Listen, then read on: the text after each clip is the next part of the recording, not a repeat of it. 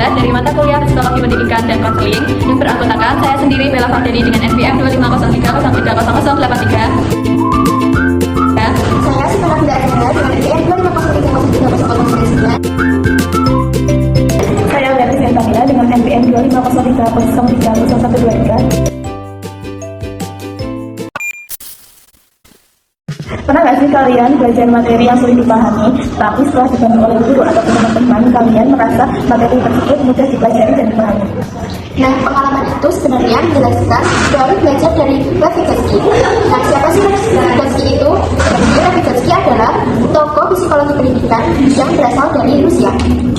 Yuk kita bahas bagaimana teori Vygotsky dapat membantu kita belajar IPA dengan lebih mudah dan efektif.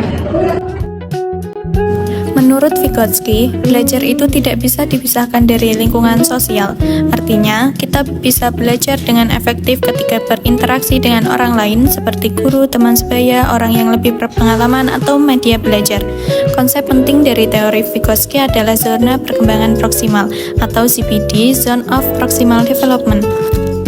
ZPD adalah jarak antara kemampuan yang sudah bisa kita lakukan sendiri dan kemampuan yang bisa kita capai dengan bantuan orang lain.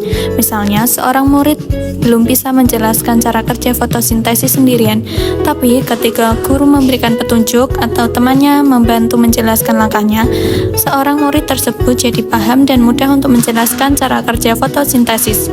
Nah, proses itu terjadi dalam ZPD murid tersebut. Tujuannya agar siswa bisa berkembang dari tidak bisa menjadi bisa mandiri.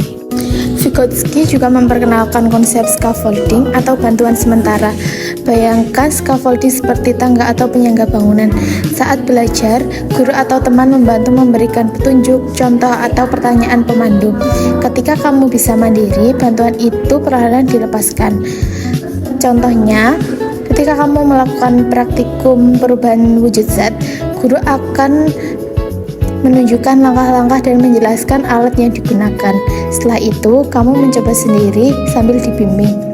Lama-kelamaan, kamu bisa melakukan percobaan tanpa bantuan lagi.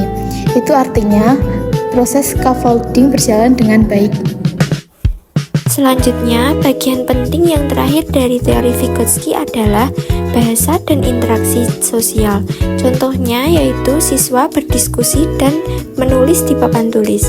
Menurut Vygotsky, bahasa adalah alat penting dalam berpikir dan belajar. Ketika kita berdiskusi, menjelaskan kepada teman atau menulis hasil pengamatan, sebenarnya kita sedang mengembangkan kemampuan berpikir ilmiah. Jadi, jangan ragu untuk berdiskusi saat belajar IPA.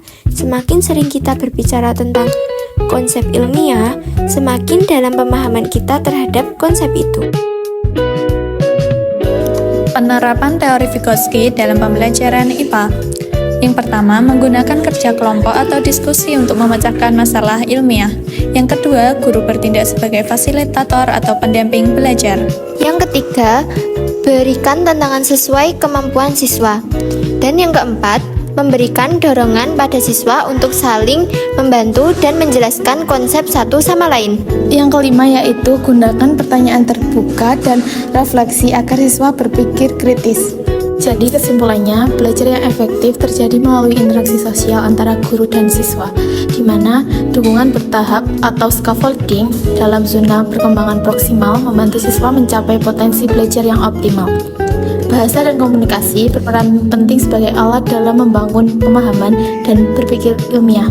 Oleh karena itu, pembelajaran IPA akan lebih bermakna apabila guru dan siswa terlibat aktif dalam kolaborasi dan dialog yang mendukung proses konstruksi pengetahuan bersama. Nah, sekarang kalian tahu kan bahwa belajar menurut Vygotsky tidak hanya tentang membaca buku, tetapi juga tentang berinteraksi, berdiskusi, dan saling membantu.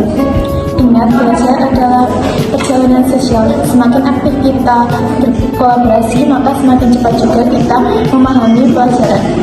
Jadi, yuk terapkan teori Vygotsky dalam belajar IPA di kelas. Karena jika kita saling membantu, kita semua akan berkembang bersama. Sekian video edukasi dari kami, kurang lebihnya mohon maaf. Terima kasih sudah menonton. Jangan lupa like dan komen video ini. Jangan lupa tetap semangat belajar. Terima kasih, bye.